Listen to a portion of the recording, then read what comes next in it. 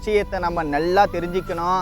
தப்பி தவறி நாம் இறந்துட்டனா செத்துட்டனா நாமளும் மண்ணுக்கு அடியில் போய் 4,32,000 ஆண்டுகளுக்கு தோற்றம் இல்லாமல் மறைந்து கிடக்க வேண்டும் என்பதை நாம் மறந்துவிடக்கூடாது.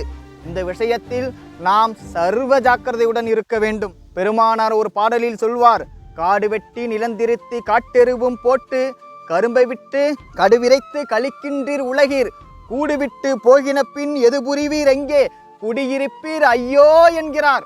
குடியிருப்பீர் ஐயோ என்கிறார். பெருமானார் வார்த்தையிலிருந்து ஐயோ என்ற வார்த்தை வருவதெல்லாம் மிகவும் அரிதான விஷயம். பெருமானார் சொல்கிறார், காடு வெட்டி நிலந்திருத்தி காட்டெருவும் போட்டு கரும்பை விட்டு கடுவிரித்து கழிக்கின்றீர் உலகீர் கூடுவிட்டு போகின பின் எது புரிவீர் எங்கே குடியிருப்பீர் ஐயோ குறித்தறியீர் இங்கே.